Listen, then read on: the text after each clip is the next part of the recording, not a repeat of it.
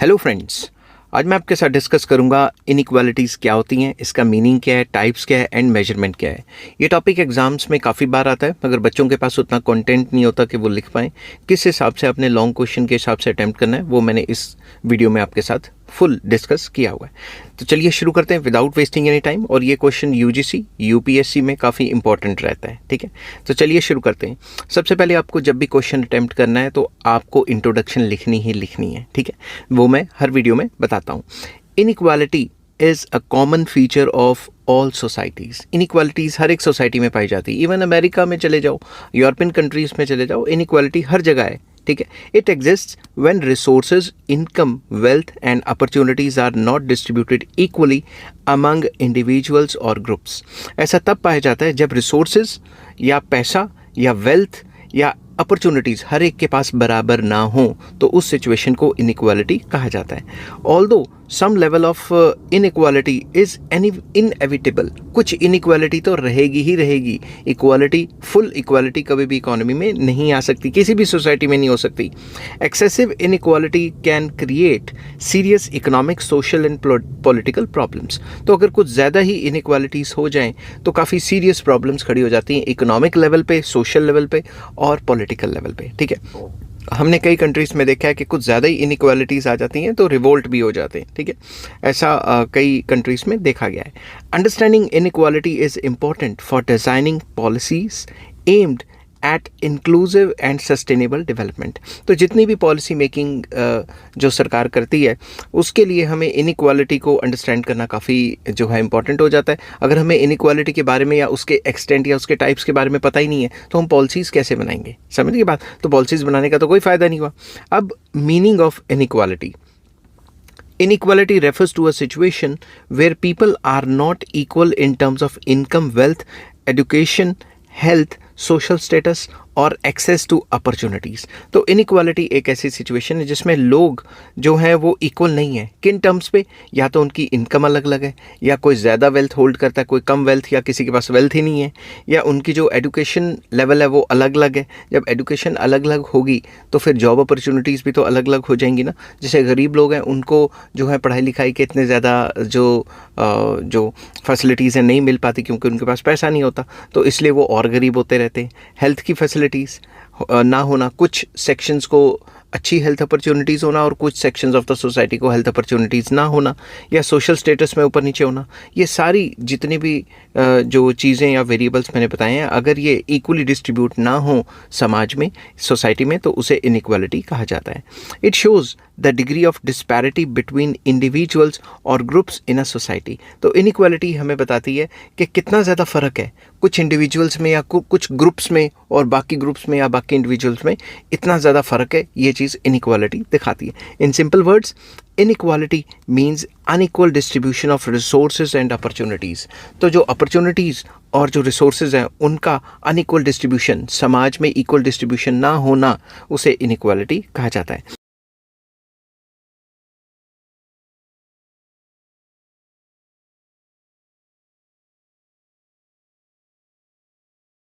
अब आ जाता है टाइप्स ऑफ इनइक्वालिटीज़ के इनइक्वालिटीज़ कितने टाइप्स की हैं।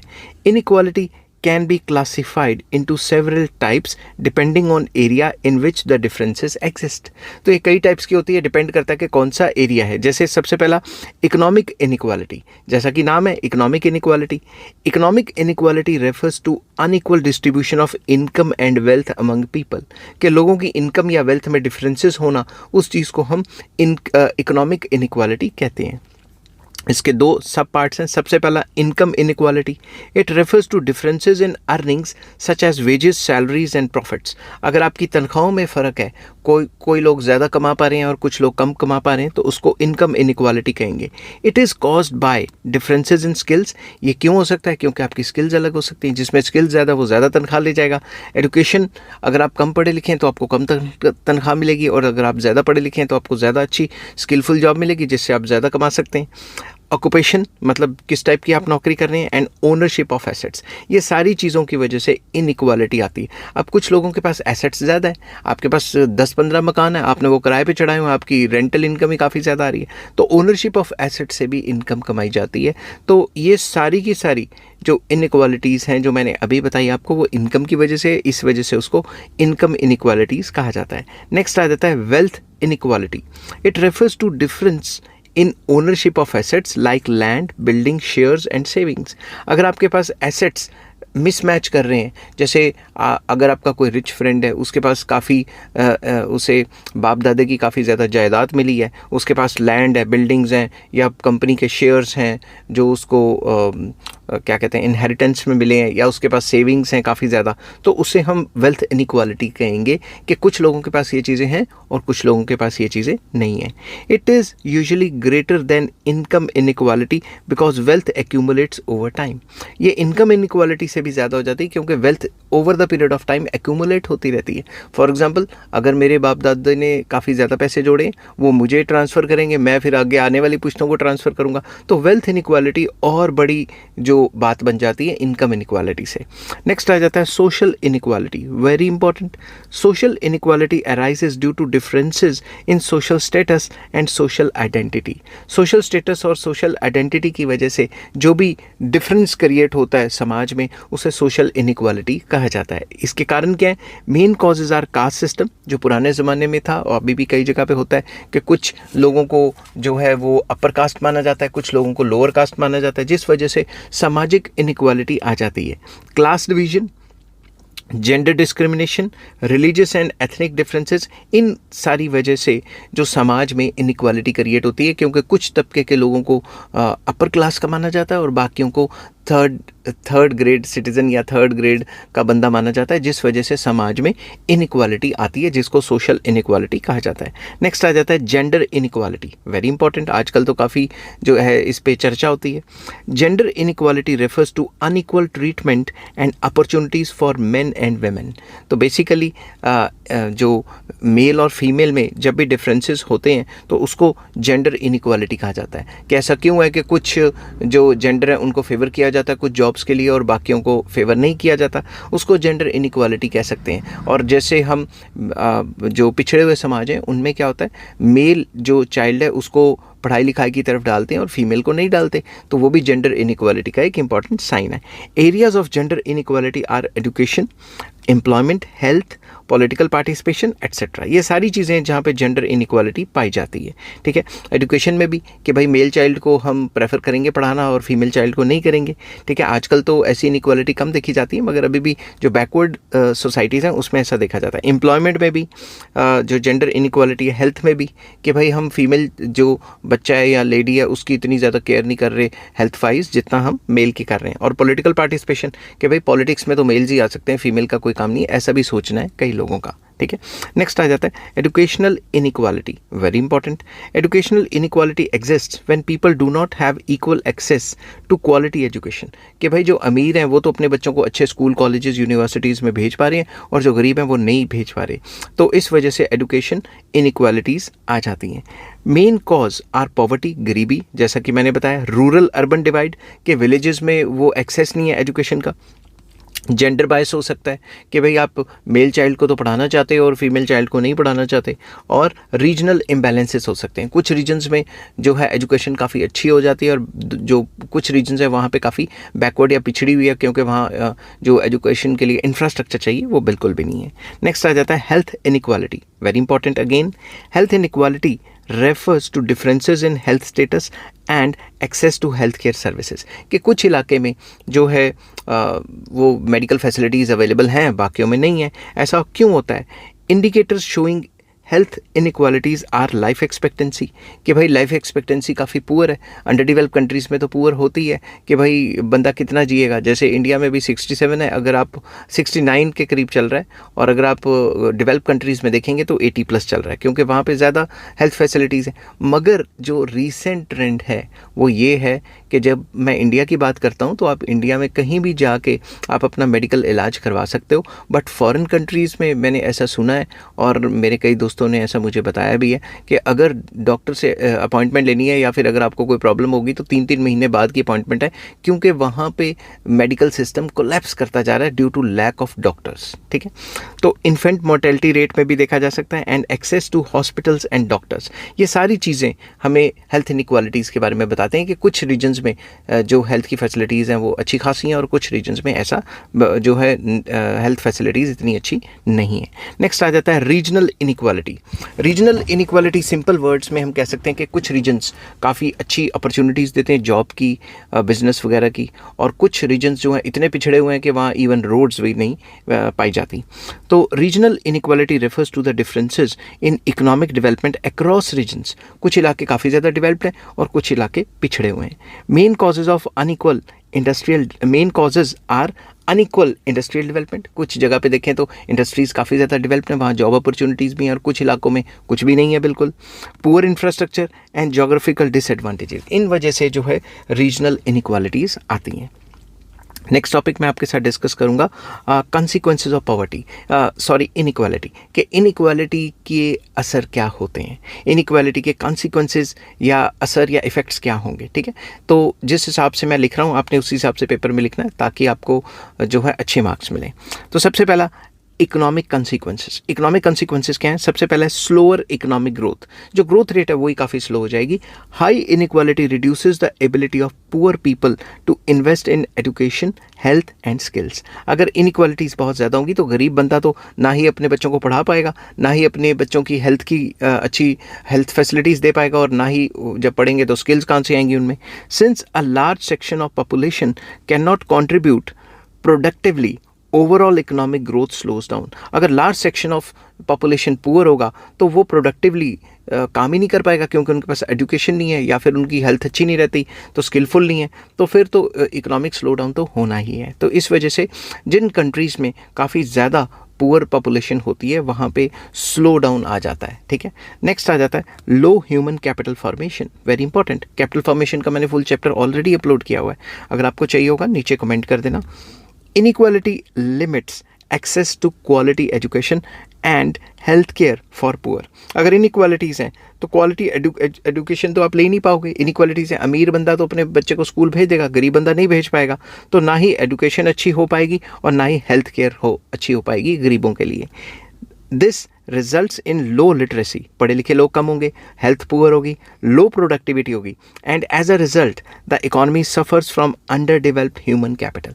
तो एक टाइम ऐसा आ जाएगा कि पूरे जो सोसाइटी है उसमें जो low grade of human capital है वो ही रह जाएगा, और जब low grade of human capital रह जाएगा तो स्किलफुल तो रहेगा ही नहीं बिल्कुल भी। समझ के बाद नेक्स्ट आ जाता है reduced aggregate demand. Very important, the rich tend to save more, अमीर लोग ज़्यादा सेव कर पाते हैं, while poor spend a large share of their income. जो गरीब बंदा है उसकी पहले ही तनख्वाह कम है, वो रोटी कपड़ा मकान पे अपनी तनख्वाह का ज़्यादा हिस्सा खर्च कर देता है।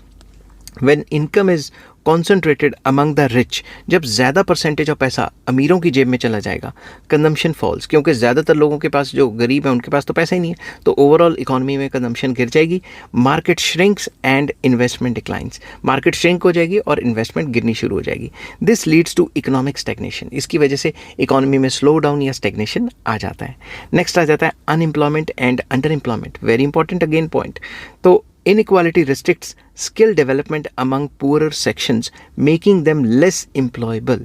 inequality की वजह से स्किल डेवलपमेंट नहीं आ पाते, क्यों? क्योंकि स्कूल कॉलेजेस में नहीं भेज पाते, तो उससे क्या होता है, लोग लेस एम्प्लॉयबल हो जाएंगे, मतलब वो ऐसे नहीं रहेंगे कि उनको नौकरियां भी मिल सकें, सिर्फ वो अनस्किल्ड या लेबर वाली जॉब कर पाएंगे। दिस कॉजेज स्ट्रक्चरल अनएम्प्लॉयमेंट, इसकी वजह से अनएम्प्लॉयमेंट काफ़ी ज़्यादा फैल जाता है, इवन स्ट्रक्चरल अनएम्प्लॉयमेंट हो जाता है। Informal employment and low wages आते हैं। इनफॉर्मल एम्प्लॉयमेंट वो एम्प्लॉयमेंट है जिसमें आप ऐसी जगह पे लगे हो जहाँ पे प्रॉपर रूल्स रेगुलेशंस नहीं है, आपको कोई पेंशन नहीं मिलनी, आप लेबर लॉज के अंडर कवर नहीं होते वगैरह वगैरह, तो आपको जो है कैजुअल टाइप जॉब्स मिलती हैं और लो वेजेस रहती हैं। नेक्स्ट आ जाता है intergenerational poverty. Very very important, economic inequality is passed from one generation to another generation. अगर मतलब एक जनरेशन गरीब है तो वो अगली जनरेशन को अपनी गरीबी पास ऑन कर देती है, ऐसा 90% देखा गया है। ठीक है, children born poor in poor families receive poor education, जब वो पुअर फैमिली में जाएंगे तो अच्छी तरह पढ़ाई नहीं कर पाएंगे। हैव लिमिटेड अपॉर्चुनिटीज़, तो उनके पास पढ़ाई नहीं करेंगे तो अपॉर्चुनिटीज़ लिमिटेड है। Remain poor through out life, तो वो खानदानी गरीब हो जाते हैं। ठीक है, तो मैंने एक मूवी देखी थी, उसमें एक डायलॉग था, वो मुझे अभी के अभी याद आया कि भाई हम खानदानी गरीब हैं, हमारा बाप गरीब, हमारा दादा गरीब, हमारे दादे का दादा गरीब, तो वो गरीबी पुश्तैनी चलती आती है। ठीक है, बहुत मुश्किल होता है इस विशियस सर्कल में से निकलना। दस inequality creates a poverty trap, तो ये पॉवर्टी ट्रैप में फंसा देता है इनइक्वालिटी। नेक्स्ट आ जाता है, ये तो थे इकोनॉमिक कॉन्सिक्वेंसेस, नेक्स्ट आ जाता है सोशल कॉन्सिक्वेंसेस, के सामाजिक असर क्या पड़ते हैं इनइक्वालिटी के। Number 1 social unrest and conflict, very very important point. Large economic disparities create frustration, अगर काफ़ी ज़्यादा इनइक्वालिटीज़ होंगी तो लोगों में फ्रस्ट्रेशंस क्रिएट होंगी, रिजेंटमेंट होगी and anger among disadvantaged groups, तो वो गुस्सा होंगे सरकार से, तो वो दंगे फसाद कर सकते हैं। Leading to protests riots and violence, तो जब गरीबों की पॉपुलेशन काफ़ी ज़्यादा बढ़ जाएगी, इनइक्वालिटीज़ काफ़ी ज़्यादा एक्सट्रीम में चली जाएगी, तो दंगे फसाद हो जाते हैं, ऐसा कई कंट्रीज़ में देखा गया है। दिस डिस्टर्ब्स सोशल हार्मनी, इससे सोशल हार्मनी जो भाईचारा है वो ख़त्म हो जाता है। जब दंगे फसाद हो जाएंगे तो लॉलेसनेस आ जाएगी सोसाइटी में। नेक्स्ट आ जाता है crime and lawlessness, very important. High inequality often leads to theft, अगर इनइक्वालिटी बहुत ज़्यादा होगी, लोग गरीब होंगे तो चोरी डकैती ये सारी चीज़ें एंड ऑर्गेनाइज क्राइम बढ़ जाएगा। जैसे आजकल आप देख रहे हैं डिजिटल अरेस्ट हो गया, आपका OTP चोरी कर लिया किसी ने, आपके पैसे बैंक से उड़ गए। People deprived of basic needs में resort to illegal activities for survival, जिंदा तो उन्होंने रहना ही है, तो जिंदा रहने के लिए नौकरी तो है नहीं और वो स्किलफुल तो है नहीं, तो कुछ ना कुछ 2 नंबरी काम करेंगे और अपने आप को जो है जिंदा रखेंगे। नेक्स्ट आ जाता है break down of social cohesion, very important. Inequality divides society into rich versus poor, urban versus rural, privileged versus marginalized, etc. This weakens trust, cooperation and national unity. जब लोग अपनी गरीबी और इनइक्वालिटी में ही फंसे रहेंगे, अमीर गरीब के चक्करों में ही रहेंगे, शहरी और जो विलेजेस में रहने वाले जो पिंडू हैं जिनको पंजाबी में कहते हैं, उन्हीं में फंसे रहेंगे, तो फिर लोग एक दूसरे पे कैसे ट्रस्ट कर पाएंगे और कैसे कॉपरेट कर पाएंगे, जिसकी वजह से नेशनल यूनिटी जो है वो हार्म होती है। नेक्स्ट आ जाता है poor health and living conditions.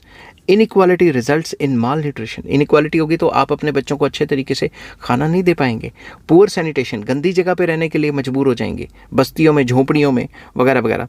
High infant mortality rate, कि पैदा होते ही बच्चे जो हैं मरेंगे काफ़ी ज़्यादा, क्योंकि आप उनको बेसिक फैसिलिटीज़ नहीं दे पा रहे। शॉर्टर लाइफ एक्सपेक्टेंसी रहेगी, ये सारी प्रॉब्लम्स आ जाएंगी। Health inequality reduces overall quality of life, अगर हेल्थ इनइक्वालिटीज़ होती हैं तो overall quality of life down जाती है, जैसे हम अफ्रीकन कंट्रीज़ में देखते हैं। नेक्स्ट है gender and social discrimination. Inequality strengthens existing discrimination based on gender, caste, religion, ethnicity, etc. तो बेसिकली इनइक्वालिटी और ज़्यादा स्ट्रेंथन करती है भेदभाव को, डिस्क्रिमिनेशन को, जो कि जेंडर पे बेस्ड हो, कास्ट पे या रिलीजन पे या एथनिसिटी पे बेस्ड हो। मार्जिनलाइज्ड जो ग्रुप्स होते हैं वो सफ़र करते हैं मल्टीपल डिसएडवांटेजेस साइमल्टेनियसली। जो मार्जिनलाइज गरीब लोग हैं जिनके पास पैसा नहीं है, उनको कई टाइप की जो है डिसएडवांटेजेस होती हैं, वो ना पढ़ाई कर पाते हैं अच्छे से क्योंकि पैसा नहीं है, ना उनको नौकरियां मिल पाती हैं, तो ये कई टाइप का जो है डिस्क्रिमिनेशन उनको फेस करना पड़ता है। नेक्स्ट आ जाता है पॉलिटिकल कॉन्सिक्वेंसेस क्या होते हैं इनइक्वालिटी के। सबसे पहला कॉन्सेंट्रेशन ऑफ पॉलिटिकल पावर, अमीरों के हाथ में ही सारी पॉलिटिकल पावर चली जाती है। वेल्दी ग्रुप्स इन्फ्लुएंस इलेक्शंस, जो अमीर लोग हैं वो इलेक्शंस को इन्फ्लुएंस कर लेते हैं, असर डालते हैं उन पे कि भाई पैसा खर्च करके वही जीत पाते हैं। गरीब बंदा तो इलेक्शन कहाँ से लड़ेगा। पॉलिसीज़ को असर डालते हैं, लॉज को भी असर डालते हैं। ऐसा देखा गया है अमेरिका में और कई कंट्रीज़ में, जो अमीर लोग हैं उन्हीं की फेवर में लॉज बन रहे होते हैं। This leads to elite capture of state where policies favour the rich. तो इस वजह से अगर आप देखेंगे तो जो एलीट क्लास है वो पूरी की पूरी सरकार बनाती है, अपने हिसाब से रूल्स रेगुलेशंस बनाती है, दिखावा कुछ और करती है और करती कुछ और है, जिसकी वजह से रिच को ही हमेशा फेवर मिलती है और गरीबों के लिए अच्छी अच्छी पॉलिसीज़ तो लाई जाती हैं मगर ग्राउंड लेवल पे उनको इम्प्लीमेंट नहीं किया जाता। नेक्स्ट आ जाता है वीकनिंग ऑफ डेमोक्रेसी। ये डेमोक्रेसी को काफ़ी वीक करती है। When inequality is high, inequality अगर काफ़ी ज़्यादा हो जाए, पुअर सिटीजन्स फील्स एक्सक्लूडेड। गरीब बंदे को तो यही लगेगा भाई कि जो देश का फ़ायदा हो रहा है वो मुझे तो मिल रहा है, अमीरों की जेब में जा रहा है। Political participation declines and trust in institutions erodes. तो सिंपल वर्ड्स में पॉलिटिकल पार्टिसिपेशन डिक्लाइन हो जाता है। वो लोग कहते हैं गरीब बंदे कि भाई हमें क्या, हम तो मजदूरी करेंगे, मजदूरी करके खाना है, वोट डालने का हमें तो आज तक फ़ायदा हुआ नहीं, इसलिए कोई हम डालते ही नहीं। तो वो पॉलिटिकल पार्टिसिपेशन नहीं करते और जिसकी वजह से जो इंस्टीट्यूशंस है उसमें उनका इंटरेस्ट ही खत्म हो जाता है। वो कहते हैं सरकार चाहे जिस मर्जी पार्टी के हो, हम तो गरीब हैं और गरीब ही रहे हैं और इनइक्वालिटीज़ का कहीं पे भी जो है खात्मा नहीं हो रहा। Democracy becomes ineffective. इस सिचुएशन में डेमोक्रेसी इनइफेक्टिव हो जाती है। नेक्स्ट है policy bias and corruption, very important. Economic inequality encourages lobbying by powerful groups. जो पावरफुल ग्रुप्स हैं वो सरकार के साथ लॉबी कर लेते हैं, पैसा देके उसी हिसाब से लॉज बनवाते हैं। Corruption and rent seeking behaviour, corruption करते हैं सरकार के साथ मिलकर, लाइसेंस लेते हैं और अपना बिजनेस खोल के और अमीर होते रहते हैं। रेंट सीकिंग एक्टिविटीज़ का मतलब होता है सरकार को रिश्वतें खिलाना या फिर 2 नंबरी काम करना ताकि वो अपनी मोनोपोली को मेंटेन कर सकें। ये माइक्रो इकोनॉमिक्स में रेंट सीकिंग एक्टिविटीज़ का मैंने एक टॉपिक छोटा सा डाला हुआ है। उसके बाद public resources are misuse for private gains. Public resources को प्राइवेट गेन्स के लिए इस्तेमाल किया जाता है। आपने कई बार देखा होगा कि भाई हम अपने जो मिनिस्टर्स वगैरह हैं वो अपने पर्सनल काम के लिए जा रहे हैं मगर सारा का सारा सरकारी मशीनरी यूज़ कर रहे हैं। समझ की बात? तो सरकारी मशीनरी में क्या क्या आता है मुझे लगता है कि आपको इस लेवल पे बताने की ज़रूरत नहीं है। नेक्स्ट आ जाता है साइकोलॉजिकल एंड मॉरल कॉन्सिक्वेंसेस। तो सबसे पहला पॉइंट है इसमें loss of self respect and dignity. जो इनइक्वालिटीज़ आ जाती हैं, बंदा गरीब हो जाता है तो उसकी कोई सेल्फ रिस्पेक्ट नहीं रहती, जो भी आता है उसका बैंड बजा के चला जाता है, उसकी कोई डिग्निटी नहीं रहती। तो persistent inequality makes poor individuals feel inferior, excluded and powerless. तो जब उनके पास पैसा ही नहीं होगा, इनइक्वालिटीज़ होंगी, वो अपने आप को समाज से इन्फीरियर महसूस करेंगे, एक्सक्लूडेड महसूस करेंगे और वो पावरलेस महसूस करेंगे कि उनके पास तो कोई पावर ही नहीं है कि वो किसी को कुछ बोल सके। दिस अफेक्ट्स मेंटल वेलबींग, और उनको मेंटल टेंशन हो जाएगी कि भाई उनका दिमाग ख़राब हो जाएगा कि भाई हम क्या हैं, हम पैदा ही क्यों हुए वगैरह वगैरह, हम तो ऐसे नहीं, हमें तो ऐसा नहीं होना चाहिए था। फिर भगवान के ऊपर चले जाएंगे, भगवान ने हमें ये कर दिया वो कर दिया। ठीक है। नेक्स्ट आ जाता है stress and mental health problems. Income insecurity and social exclusion leads to anxiety, depression and low life satisfaction। जब उनको इनकम इनसिक्योरिटी होगी, मतलब कभी तनख्वाह आ रही है, कभी नहीं आ रही, कभी नौकरी मिली, कभी निकाल दिया, कैजुअल टाइप की जॉब है, कैजुअल लेबर है, और सोशल एक्सक्लूजन है, कोई उनसे जो हायर क्लास वाले हैं वो अच्छे से बात नहीं करते, उनको सोशली एक्सक्लूड किया हुआ है। इसकी वजह से उनको एंग्जाइटी, डिप्रेशन और अपनी लाइफ से सेटिस्फैक्शन जो है वो काफ़ी कम हो जाएगी। वो सुसाइड वगैरह भी कर सकते हैं और पागल वगैरह भी हो सकते हैं। तो mental health issues rise sharply इन अनइक्वल सोसाइटीज़। ऐसा देखा गया है जो अनइक्वल सोसाइटीज़ हैं वहाँ पे ये मेंटल हेल्थ इश्यूज़ काफ़ी ज़्यादा बढ़ चढ़ के सामने आते हैं। नेक्स्ट आ जाता है moral degradation of society. Extreme inequality creates greed among the rich. अमीर और ज़्यादा पैसा कमाना चाहते हैं और ज़्यादा ग्रीडी हो जाते हैं। Hopelessness among the poor. जो पुअर्स हैं वो कहते हैं अब तो हम होपलेस हैं भाई, हमारे को तो ना पैसा कभी आएगा ना हमारे पास कभी मिल सकता है, जिसकी वजह से जो मॉरल डिग्रेडेशन हो जाती है। Ethical values such as fairness and justice weakens. तो जब इनइक्वालिटीज़ इतनी ज़्यादा होंगी तो जस्टिस और फेयरनेस तो कभी हो ही नहीं ना सकता, क्योंकि अमीर बंदा तो पैसे दे के हमेशा जो कानूनी सिस्टम है उससे पैसे खर्च के बच सकता है, मगर गरीब बंदा तो कभी बच ही नहीं सकता। एक छोटा सा मुझे एक और चीज़ याद आई, मैं अखबार में कहीं पढ़ रहा था न्यूज़पेपर में कि जो परसेंटेज ऑफ पुअर पीपल हैं जो जेलों में बैठे हैं वो काफ़ी ज़्यादा हैं, और जो परसेंटेज ऑफ रिच पीपल हैं जो हमारी जेल में बैठे हैं वो काफ़ी कम है, ऑलमोस्ट नेग्लिजिबल टाइप। ठीक है, क्योंकि वो पैसे खर्च के अच्छा वकील करके कोई ना कोई दाव पेंच लगा के गवाहों को खरीद के वो निकल ही जाते। नेक्स्ट आ जाता है एजुकेशन कॉन्सिक्वेंसेज ऑफ इनइक्वालिटी। तो सबसे पहला unequal access to education. Poor households cannot afford quality schools, higher education and skill training. This reduces social mobility. अगर पुअर पीपल होंगे, इनइक्वालिटीज़ होंगी, वो अपने बच्चों को अच्छे स्कूल कॉलेजेस में नहीं पढ़ा पाएंगे तो स्किल्स भी नहीं अच्छी जनरेट होंगी, जिसकी वजह से वो काम भी नहीं कर पाएंगे। Next, low skill development. Children from disadvantage backgrounds often drop out early. अगर उनके पास पैसा कम है तो पैसे की वजह से वो स्कूल जल्दी छोड़ देते हैं या कॉलेज से ड्रॉप आउट हो जाते हैं, resulting in low skills, low wages and informal employment. तो जब उनको क्या कहते हैं पैसे नहीं होंगे स्कूल कॉलेजों में पढ़ाने के लिए तो वो ड्रॉप आउट हो जाएंगे, स्किल्स नहीं डेवलप होंगी, जिसकी वजह से उनकी वेजेस काफ़ी लो रह जाएंगी और जो इनफॉर्मल सेक्टर में ही उनको जॉब्स मिल पाएंगी। तो अब कंक्लूड करते हैं इस टॉपिक को।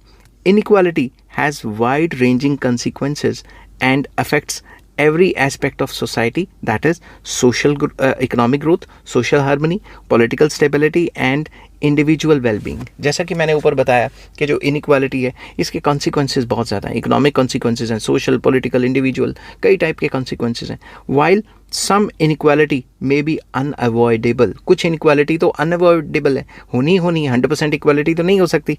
Excessive inequality is harmful and must be addressed through inclusive and equitable policy. सरकार को ऐसी पॉलिसीज़ बनानी चाहिए कि भाई इनइक्वालिटी ख़त्म तो नहीं हो सकती मगर कम होनी चाहिए, ठीक है।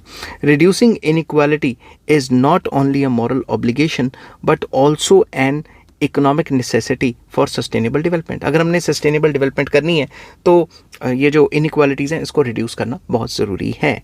अब एक और टॉपिक इसमें ऐड ऑन हो जाता है, मेजरमेंट ऑफ इनइक्वालिटी। इनइक्वालिटी को कैसे मेजर किया जाता है, कई तरीके, वो मैं आपके साथ डिस्कस करूंगा।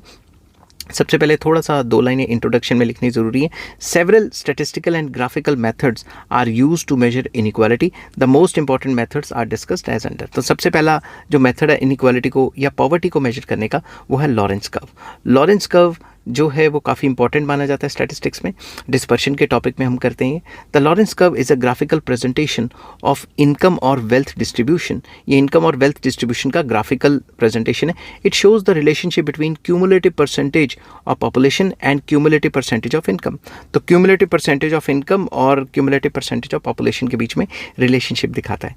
तो x axis represents the cumulative percentage of population and y axis represents cumulative percentage of income. जैसा कि मैंने बताया एक्स एक्सिस वाई एक्सिस पे क्या है, ये जो 45 डिग्री लाइन है ये हमें कंप्लीट इक्वालिटी के बारे में बताती है कि अ 45 degree line represents perfect equality, कि अगर आप इस लाइन के ऊपर हो तो उस समाज में परफेक्ट इक्वालिटी है इस लाइन में, ठीक है, पूरी की पूरी इक्वालिटी है। बट अगर आप इससे जितनी दूर हो, जितनी ज़्यादा दूरी कर रहे हो उतनी ज़्यादा इनइक्वालिटीज़ होती हैं। The Lorenz curve lies below the line of equality. Equality के लाइन के नीचे लॉरेंस कर्व जो है वो लाई करती है, ठीक है, प्रेजेंट रहती है। The farther the Lorenz curve is from the line of equality the greater the inequality. तो जितना दूर होगी, अगर ये लाइन यहाँ से चली जाती तो हम कहते हैं कम इनइक्वालिटी है, जितनी दूर से जाएगी उतनी इनइक्वालिटी ज़्यादा होती है, ठीक है। ये किस पे डिपेंड करता है, डाटा पे डिपेंड करता है। तो if the curve coincides with the equality line, अगर ये जो लॉरेंस कर्व है ये इसके ऊपर ही आ गई तो हम ये कहेंगे कि भाई there is a perfect equality. तो इक्वालिटी जो है वो परफेक्ट होगी, मतलब सारे के सारे बराबर होंगे, जैसा कि होता नहीं है। एक और तरीका है इनइक्वालिटी को मेजर करने का, that is Guinea coefficient. Guinea coefficient भी एक तरीका है, तो ये भी स्टैटिस्टिक्स में आता है। The Guinea coefficient is most widely used numerical measure of inequality. इसको ज़्यादातर यूज़ किया जाता है। It is drive from the Lorenz curve. Lawrence curve से गिनी कॉफिशिएंट निकलता है और गिनी कॉफिशिएंट का फॉर्मूला है area between Lawrence curve and the line of equality divided by total area under the line of equality. तो जब हमें स्टैटिस्टिकल वैल्यूज़ होती हैं हम इसमें डालते हैं तो हम फटाफट से निकाल सकते हैं। The value of Guinea coefficient lies between 0 and 1। इसकी वैल्यू 0 और 1 के बीच में आती है। If 0 there exist perfect equality. अगर गिनी कॉफिशिएंट 0 है तो परफेक्ट इक्वालिटी है। If 1 there is perfect inequality, तो वो उससे उल्टा हो गया, तो इसके बीच में कहीं नंबर आता है। फिर एक और मेथड है इसको निकालने का, दैट इज़ कुज़नेट्स रेशो। कुज़नेट्स के ऊपर मैंने एक वीडियो भी बनाई हुई है, आप जाके चेक कर सकते हैं। Kuznets ratio measures inequality by comparing the income share of the richest group with that of poorest group। कि जो टोटल जो इनकम की जो इनइक्वालिटी है उसको मेजर करने के लिए इनकम शेयर कितना है रिच पीपल का पूरे देश में, और उसको कंपेयर कर रहे हैं पुअरेस्ट ग्रुप के साथ। तो कुज़नेट्स की रेशो का फॉर्मूला है income share of top 20% divided by income share of bottom 40%। कि जो टॉप के 20% है उनका जीडीपी में कितना परसेंटेज शेयर है और जो सबसे लोएस्ट 40% है उनका कितना शेयर है। हायर द रेशो, जितना ज़्यादा होगी, greater will be the inequality and lower the ratio laser will be the inequality. अगर ऊपर ग्रेटर होगी तो मतलब ऊपर वाले जो टॉप वाले हैं वो ज़्यादा कमा रहे हैं, तो जितना ज़्यादा आंसर आएगा इसका, जितना रेशो ज़्यादा होगी उतनी ज़्यादा इनइक्वालिटी ज़्यादा होगी, और अगर जितनी ये रेशो कम आती है उतनी इनइक्वालिटी कम होगी। नेक्स्ट आ जाता है कॉफिशिएंट ऑफ वेरिएशन। इसके ऊपर मैंने स्टैटिस्टिक्स में वीडियोस भी बनाई हुई हैं। The coefficient of variation measures relative dispersion of income, कि इनकम में कितना डिस्पर्शन है, कितना वेरिएशन है। इसका फॉर्मूला है standard deviation divided by mean income, ठीक है। तो higher coefficient of variation indicates higher inequality and vice versa. जितना कोफिशिएंट ऑफ वेरिएशन हाई होगा उतना इनइक्वालिटीज़ हाई होंगी एंड वाइस वर्सा। एक और तरीका है स्टैंडर्ड डेविएशन मेथड। तो कुछ लोगों के पास अगर एक्सेसिव डाटा है तो उसको स्टैंडर्ड डेविएशन से भी निकाला जा सकता है, जो कि मैंने स्टैटिस्टिक्स में अच्छे से एक्सप्लेन किया है। तो standard deviation measures the spread of income around the mean. Mean के अराउंड, मीन के आसपास कितना जो है जो वेरिएशन है, कितना स्प्रेड है। Higher the standard deviation greater will be the inequality and vice versa. जितना ज़्यादा स्टैंडर्ड डेविएशन का आंसर आएगा उतना ही ज़्यादा इनइक्वालिटीज़ होंगी। स्टैंडर्ड डेविएशन किस तरीके से निकालते हैं अलग अलग सीरीज़ पे, इसके ऊपर मेरी पूरी वीडियो है। आपको इसमें से जो भी टॉपिक चाहिए होगा मुझे नीचे कमेंट कर देना। आई होप ये वीडियो आपको पसंद आई होगी। अगर पसंद आती है तो please like share and subscribe. Take care, bye bye.